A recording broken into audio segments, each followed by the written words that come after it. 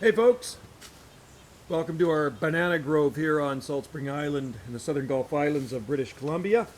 These are Musa basjoo Japanese fiber bananas, just a little update. So this is what they're looking like end of July, and they're just going to keep on getting bigger. I water these suckers every day, and one of them did have bananas on it this year, but the banana stalk actually broke off. It was too heavy, and now it's just kind of hanging beside the dead trunk. Once they produce bananas, that's it.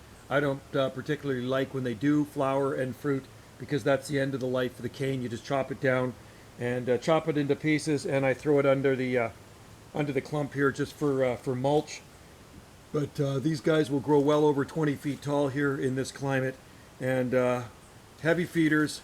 Water them as much as you can through the summer months, and I always apply mulch to them. Organic mulch is the best. Manures and compost, seaweed, grass clippings, mulched up leaves, whatever, and they'll just suck it up.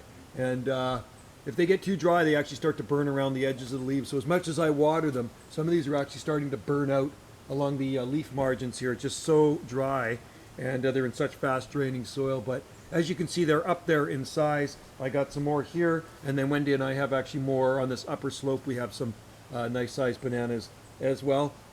I've been growing bananas since 1989. Spring of 1989, I planted the first Musa basjoo bananas, and they are foolproof in this climate. And yeah, you can grow them in colder climates. Just got to give them adequate winter protection. They're not grown for edible fruit. They are actually grown for fiber, making paper and clothes, native to the southern island chains in Japan.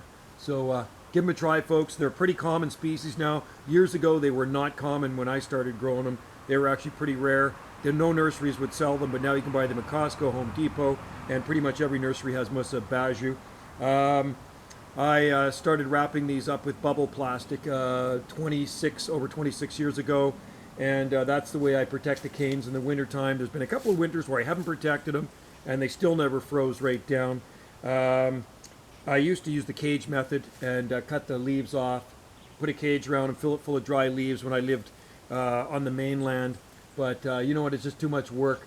And just wrapping the trunks with bubble wrap, let the first killing frost knock the leaves off. They'll hang beside the trunks till spring. Cut the leaves off in the spring, use them for mulch, and then take the bubble wrap off the canes. Sometimes they're a bit slimy, but that's okay. It doesn't hurt them. They're perfectly fine with the bubble wrap on them. They do sweat in there, but it will protect them from freezing down. And you'll always have king-size bananas. That's the way to do it, folks. All right. Thanks for watching, and happy banana growing from Salt Spring Island. You can see the dead canes over there. Those are the ones that fruited, right? So there's two other canes on that side, so that's why the clump is sparse on that side. All right, cheers.